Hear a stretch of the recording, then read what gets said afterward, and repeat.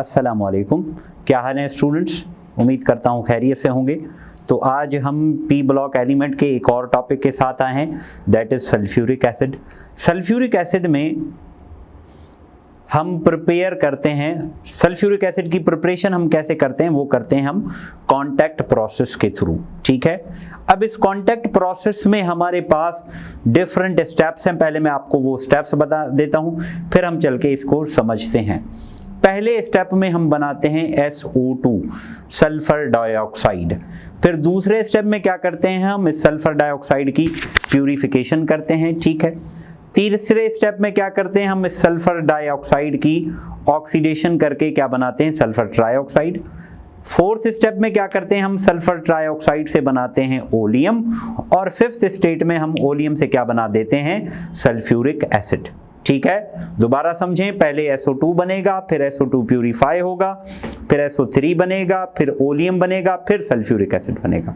ठीक है, तो अब हम इसकी डिटेल्स में देखते हैं। ठीक है, तो sulphuric acid is prepared by contact process. ठीक है, सल्फ्यूरिक एसिड को बनाया जाता है किस प्रोसेस के थ्रू, कांटेक्ट प्रोसेस के थ्रू।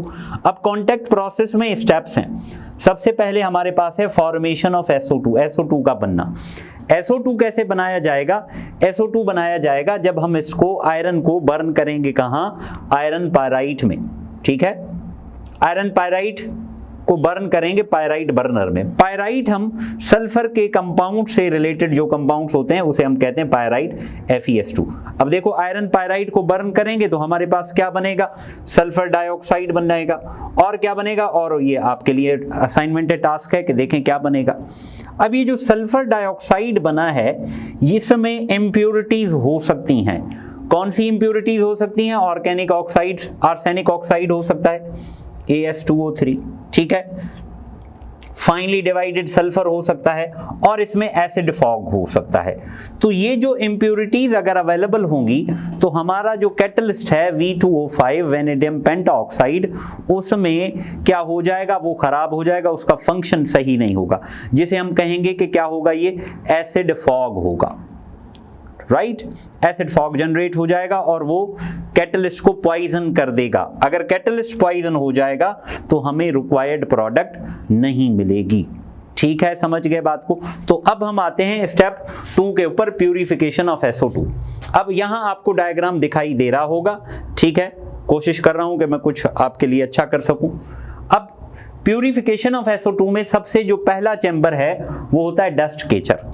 डस्ट केचर में क्या होगा, हैवी जो डस्ट पार्टिकल्स होंगे वो सेटल डाउन हो जाएंगे। क्यों सेटल डाउन हो जाएंगे, आपको पता है कि ग्रेविटी उनके ऊपर एक्ट करेगी, so heavy particle settle down. उसके बाद हम इसको भेजेंगे कहाँ, कूलिंग कॉइल में एंड वॉशिंग टावर में। वहां से एक पाइप इनको लेके जाएगा कहाँ, एक स्क्रबर में, जहां पे ये वॉश डाउन होंगे। वॉश डाउन कैसे होंगे, ऊपर से वाटर का स्प्रे गिरेगा। आप देख रहे हैं कि वाटर शावर कर रहे हैं हम इसके ऊपर। तो वाटर जैसे ही शावर होगा तो इसके अंदर कुछ गैसेस होंगी जो एसिड बना देंगी, that is acid fog. Carbon dioxide अगर हो, सल्फर डाइऑक्साइड हो, तो दे विल फॉर्म एसिड फॉग। तो यहां से फिर जाहिर सी बात है, पहले मिट्टी की सफाई की, फिर हमने इसको वॉश किया। वॉश करने के बाद हो सकता है पानी के कुछ पार्टिकल्स रह गए हों। अगर पानी के कुछ पार्टिकल्स रह गए होंगे तो हम उसे क्या करेंगे, ड्राइंग टावर, आपको दिखाई दे रहा होगा, ड्राइंग टावर में हम इसको भेजेंगे। ठीक है, ड्राइंग टावर के अंदर जाएगा तो हम क्या करेंगे, हम इसको ड्राई करेंगे। किसके थ्रू, वहां क्या अवेलेबल होगा, वहां कॉक अवेलेबल होगा जो मॉइस्टन होगा with concentrated sulphuric acid. Concentrated sulphuric acid उसको क्या करेगा, मॉइस्टन करेगा। उसके बाद जब वहां से होगा तो एक नेक्स्ट चेंबर है हमारे पास, क्या, आर्सेनिक प्यूरिफायर। आर्सेनिक प्यूरिफायर में क्या होगा, इस चेंबर में शेल्व्स बने होंगे और उस शेल्व्स में फेरिक हाइड्रोक्साइड पड़ा होगा। फेरिक हाइड्रोक्साइड क्या करेगा, वहां से आर्सेनिक को रिमूव कर देगा। तो ये आर्सेनिक से भी प्यूरिफायर हो गया। ठीक है, उसके बाद हम इसको डायरेक्ट रिएक्शन के लिए नहीं लेके जाएंगे। क्यों, क्योंकि खतरा है अगर कोई इंप्योरिटी होगी तो हमारा कैटलिस्ट पॉइजन हो जाएगा। कैटलिस्ट अगर पॉइजन हो गया तो फिर प्रोडक्ट रिक्वायर्ड नहीं बन पाएगी। तो हम इसको भेजेंगे कहां, टेस्टिंग बॉक्स में। टेस्टिंग बॉक्स में जब ये जाएगा, आपको दिखाई दे रहा होगा कि टेस्टिंग बॉक्स में हमारे पास एक हाई स्ट्रॉन्ग बीम आके टकराएगी। अगर कुछ पार्टिकल्स रह गए होंगे तो क्या होगा, उन पार्टिकल्स से क्या प्रोड्यूस होगा, इल्यूमिनेशन प्रोड्यूस होगी, वो पार्टिकल इल्यूमिनेट होंगे, दैट इज टाइंडल इफेक्ट। इस इफेक्ट को क्या कहेंगे हम, टाइंडल इफेक्ट। अगर ऐसा होगा तो मींस कोई इंप्योरिटी है, फिर हमें साफ सफाई दोबारा करनी पड़ेगी।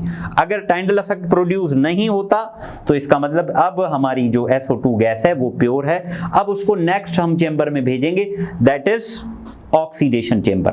उस ऑक्सीडेशन में क्या होगा, हमारे पास कॉन्टैक्ट टावर कहलाएगा वो, और वहां पे हमारे पास क्या होगा, V2O5 vanadium pentoxide. Vanadium pentoxide की मौजूदगी में SO2 ऑक्सीडाइज होगा किसमें, SO3 में। और ये रिएक्शन एक्सोथर्मिक है एक किस्म का, और हमें कितनी एंथैल्पी देता है, -45 किलो कैलोरीज पर मोल। तो इससे आगे फिर हम देखते हैं कि उसको कैसे ऑक्सीडाइज या रिड्यूस करते हैं हम। ठीक है, आप नोट करें इसको।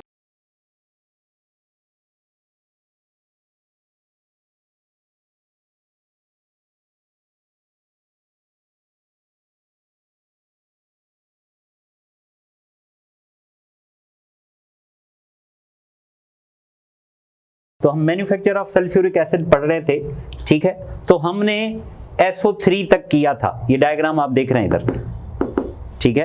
तो SO3 पे हमने किया था। तो अब देखें, उसके बाद SO3 जाएगा नेक्स्ट चेंबर में, जहां हमारे पास बनेगा ओलियम।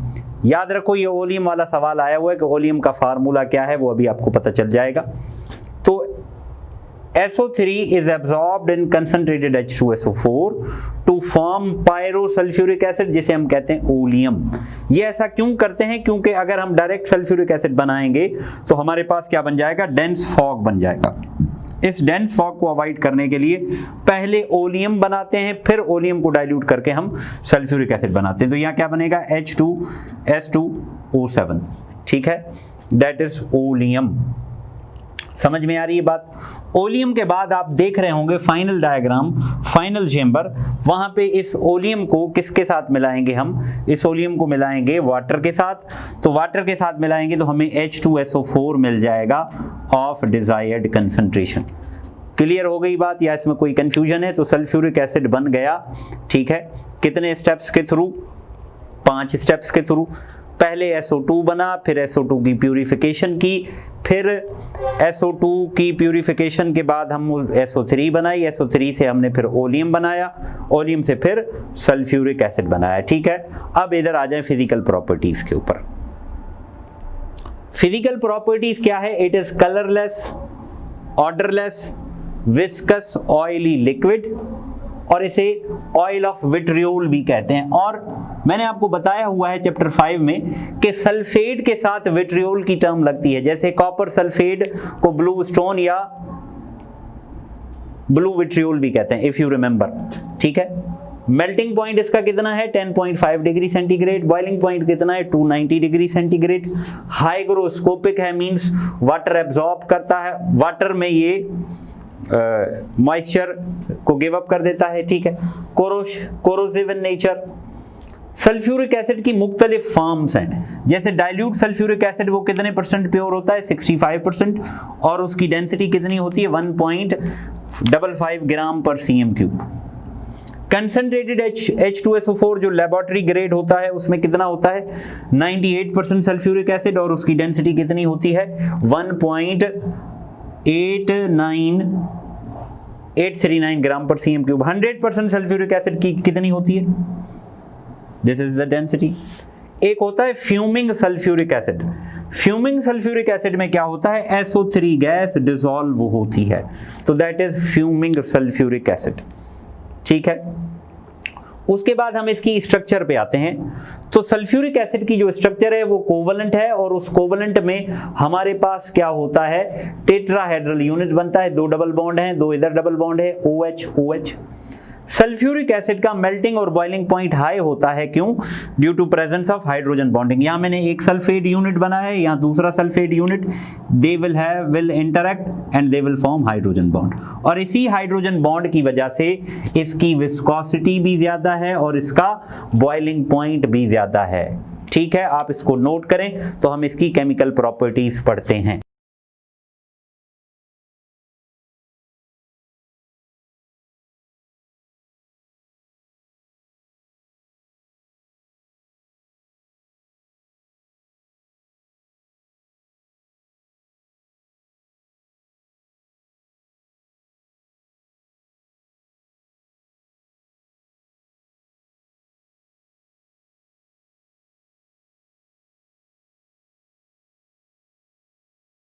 तो अब केमिकल प्रॉपर्टीज हम देखते हैं। तो सल्फ्यूरिक एसिड की केमिकल प्रॉपर्टीज को अगर हम डिवाइड करें तो 4 चीज़ों में डिवाइड किया जा सकता है।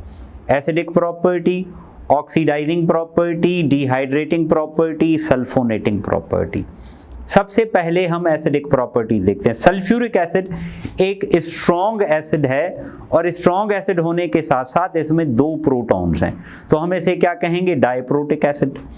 एसिड है तो जाहिर सी बात है बेस के साथ रिएक्शन करेगा। एसिड और बेस आपस में रिएक्शन करके क्या बनाएंगे, सॉल्ट और वाटर। एसिड और बेस आपस में रिएक्शन करके क्या बनाएंगे, सॉल्ट और वाटर। लेकिन ये 2 सॉल्ट्स बनाएगा तो हम कहेंगे it forms series of salts, और रिएक्शन क्या कहलाएगा, न्यूट्रलाइजेशन। अब ये रिएक्शन देखेंगे, स्ट्रॉन्ग एसिड है, डाइप्रोटिक है, तो मीन्स 2 प्रोटॉन देगा। तो यहां मैं लिखने लगा हूं H2SO4, और वाटर होगा तो वाटर में क्या बना देगा, ये हाइड्रोनियम आयन। पहले स्टेप में ये 1 प्रोटॉन देगा और पीछे क्या बन जाएगा, HSO4 minus bisulphate. Bisulphate can also give second protons to form SO4 minus minus. अब ये एसिड है तो मैंने आपको क्या कहा कि ये बेस के साथ रिएक्शन करेगा, ठीक है, डाइप्रोटिक है। और डाइप्रोटिक को हम क्या कह सकते हैं कि डाई बेसिक एसिड भी कह सकते हैं। क्यों, क्योंकि ये 2 बेस के मॉलिक्यूल्स के साथ रिएक्शन कर सकता है। तो हम लिखेंगे H2SO4 प्लस NaOH। ये रिएक्शन मैंने आपको बताया हुआ है क्लास में भी। यहां से H निकलेगा, ये OH मिलके क्या बनाएंगे, वाटर। पीछे क्या रह जाएगा, NaHSO4। अब देखो इसमें और एसिड के प्रोटॉन अवेलेबल हैं, और अवेलेबल हैं तो माना it can further react with the base. तो दोबारा ये बेस के साथ रिएक्शन करेगा, NaHSO4 प्लस NaOH। दोबारा यहां से H निकलेगा, वाटर बन जाएगा, और पीछे क्या बन जाएगा, Na2SO4। ठीक है, समझ गए बात को। तो ये हो गई न्यूट्रलाइजेशन, देख लिया। ओके, नेक्स्ट चलें देखें। अब दूसरी इसकी प्रॉपर्टी कौन सी है, ऑक्सीडाइजिंग प्रॉपर्टी। ठीक है, ये स्ट्रॉन्ग ऑक्सीडाइजिंग एजेंट है। और स्ट्रॉन्ग ऑक्सीडाइजिंग एजेंट होने के मतलब वजह क्या है, क्योंकि यहाँ सल्फर अपनी हाईएस्ट ऑक्सीडेशन स्टेट में है। देखो ये कितने हो गए, -8, ये कितने हो गए, +2 -6, तो इसका क्या होगा, +6। ये ऑक्सीडेशन नंबर की मैंने ट्रिक बताई हुई है। अब इसकी जो ऑक्सीडाइजिंग प्रॉपर्टी है ये किस पे डिपेंड करती है, कंसंट्रेशन ऑफ एसिड पर, नेचर ऑफ मेटल पर, टेम्परेचर पर। और ये ऑक्सीडाइज करता है मेटल्स को भी as well as non metals को भी। It oxidises metals as well as non metals. जैसे dilute reaction with metals, dilute H2SO4 reacts with metal standing high in ECS, electrochemical series में जो ऊपर है वो क्या यील्ड करेंगे, H2। तो ये सिंपल है, यहाँ क्या बन जाएगा, जिंक सल्फेट बन जाएगा, और साथ में क्या बन जाएगा, H2 बन जाएगा।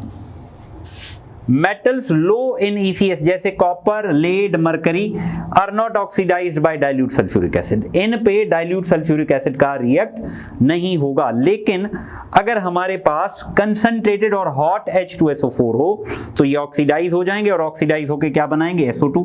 तो यहाँ 2 प्रोडक्ट फिक्स समझ लो, एक SO2 समझ लो, दूसरा वाटर समझ लो, तीसरा जो आपने मेटल लिया है उसका सल्फेट समझ लो।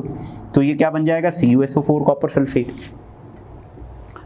ठीक है, reactive metals with concentrated acid form different products. ठीक है, यहां जिंक का मैंने आपको बताया था कि जिंक का बिहेवियर थोड़ा ऑड किस्म का होता है। जैसे नाइट्रिक एसिड में अमोनियम नाइट्रेट बना रहा था, तो यहां ये क्या बनाएगा, यहां एक चीज बनाएगा, कौन सी, H2S, बाकी 2 चीजें फिक्स, जिंक सल्फेट भी बनेगा और वाटर भी बनेगा। नॉन मेटल्स को भी ये ऑक्सीडाइज करता है, और उनको ऑक्सीडाइज करके किस में कन्वर्ट कर देता है, SO2 में। बाकी उनके ऑक्साइड्स बन जाएंगे, जैसे कार्बन तो कार्बन डाइऑक्साइड, सल्फर तो सल्फर डाइऑक्साइड। तो यहाँ क्या बनेगा, कार्बन डाइऑक्साइड, सल्फर डाइऑक्साइड और वाटर। यहाँ क्या बनेगा, सल्फर डाइऑक्साइड, वाटर और ये भी सल्फर है तो इसका भी क्या बनेगा, सल्फर डाइऑक्साइड। तो ओवरऑल हमारे पास क्या बन जाएगा, SO2 बन जाएगा। इसके बाद इसमें एक और प्रॉपर्टी है जिसका नाम है डिहाइड्रेटिंग। डी का मतलब है लॉस, रिमूवल, हाइड्रेशन माना पानी, loss of water is called dehydrating property. Sulphuric acid has greater affinity for water, इसके पास वाटर को खींचने की बहुत सारी सलाहियत है, ठीक है। तो ये क्या कर देगा, वाटर को एक्सट्रैक्ट कर देगा और डिफरेंट प्रोडक्ट्स बना देगा। जैसे ये फार्मूला किसका है, आप बताओ किसका है। यहां से वाटर निकाल लो, कितने वाटर रिमूव हो जाएंगे, 11H2O रिमूव हो जाएंगे, तो पीछे क्या रह जाएगा, कार्बन, ठीक है। यहां से वाटर रिमूव कर दो, पीछे क्या रहेगा, पीछे रहेंगे 2 कार्बन और 3 ऑक्सीजन। 2 कार्बन और 3 ऑक्सीजन से क्या बनती है प्रोडक्ट, एक बनती है कार्बन मोनोऑक्साइड, एक बनती है कार्बन डाइऑक्साइड। यहां से वाटर रिमूव करो, पीछे क्या रह जाएगा, पीछे रह जाएगा भाई 1 कार्बन और 1 ऑक्सीजन, ठीक है, 1 कार्बन और 1 ऑक्सीजन, तो CO। समझ में आ गई बात, इसको नोट करें आप। तो इसके बाद हम फिर इसकी कौन सी पढ़ते हैं, सल्फोनेटिंग प्रॉपर्टी।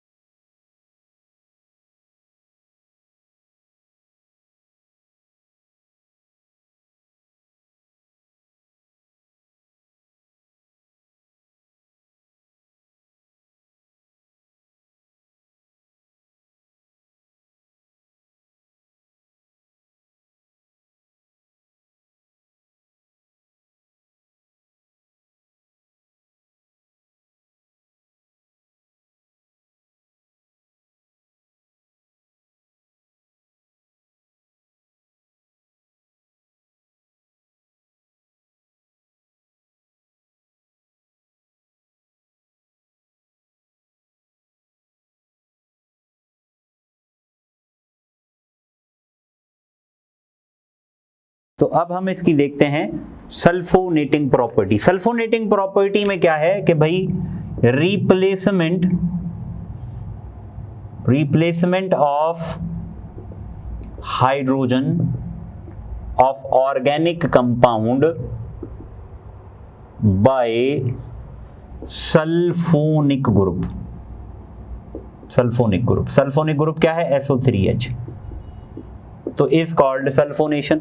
तो ऑर्गेनिक कंपाउंड्स का हाइड्रोजन रिप्लेस, जैसे नाइट्रेशन हो रही थी, नाइट्रो ग्रुप लग रहा था, वैसे ही सल्फोनेशन में क्या होगा, सल्फो ग्रुप लगेगा। जैसे हमारे पास हेक्सेन है C6H14 प्लस HOSO3H, तो क्या होगा, हेक्सेन से एक हाइड्रोजन निकल जाएगा C6H13, साथ में क्या लग जाएगा, SO3H, ठीक है, और वाटर बन जाएगा। अगर सेम केस बेंजीन है, बेंजीन को सल्फ्यूरिक एसिड के साथ मिलाया जाए तो क्या बनेगा, हमारे पास बेंजीन से एक हाइड्रोजन निकल जाएगा और वहां क्या लगेगा, SO3H, और वाटर बन जाएगा। ये बन गया बेंजीन सल्फोनिक एसिड। तो इस प्रॉपर्टी को क्या कहते हैं हम, sulphonating property. Here sulphuric acid act as a sulphonic agent. अब सल्फ्यूरिक एसिड को किंग ऑफ कंपाउंड्स कहा जाता है, क्यों, क्योंकि मेजॉरिटी इंडस्ट्रीज में सल्फ्यूरिक एसिड यूज होता है। Therefore progress and prosperity of any country depends upon that how much amount of sulfuric acid is consumed annually। ठीक है, जाहिर सी बात है, जिस मुल्क में इंडस्ट्रीज ज्यादा होंगी वो तरक्की याफ्ता मुल्क होगा। तो किंग ऑफ कंपाउंड कहलाता है ये। यूज्ड होता है in the manufacturing of fertiliser such as super phosphate and ammonium nitrate में, ठीक है। और इधर देखें, use in the manufacture of rayon. Rayon क्या है, आर्टिफिशियल है हमारे पास, चार्डोनेट ने बनाया था, ठीक है, कौन है ये आप बताएंगे मुझे। Use in the production of HCl and HF, use in pickling of steels, ठीक है। ये टर्म कहाँ आएगी, ये चैप्टर इंडस्ट्रियल केमिस्ट्री में आएगी, मेन फाइबर, रेयन चैप्टर 11 में, ठीक है। Used in preparation of detergents, जैसे उस डिटर्जेंट में सोडियम बेंजीन डोडोकाइल सल्फेट, ठीक है, ये एक उसका एक्टिव कंस्टिट्यूएंट होता है, किसका, टाइड का और सर्फ का, ठीक है, टाइड एंड सर्फ। उसके अलावा ये डिहाइड्रेटिंग एजेंट में यूज होता है, नाइट्रेटिंग एजेंट में यूज होता है, क्यों, क्योंकि आपको याद होगा नाइट्रेशन में सल्फ्यूरिक एसिड का यूज करते हैं। और ड्राइंग एजेंट यूज होता है वाटर रिमूवल करने में। तो that is all from the sulphuric acid. हमने इसकी प्रिपरेशन पढ़ी। प्रिपरेशन में कितने स्टेप्स थे? 5। पहला SO2 की फॉर्मेशन, दूसरा SO2 की प्यूरिफिकेशन, तीसरा SO3 की फॉर्मेशन, चौथा ओलियम की फॉर्मेशन, पांचवा सल्फ्यूरिक एसिड की फॉर्मेशन। ठीक है, इसकी केमिकल प्रॉपर्टीज भी देखी हमने, ऑक्सीडाइजिंग प्रॉपर्टीज भी देखी। आई होप आपको समझ में आया होगा। ठीक है, thanks for watching. Allah Hafiz.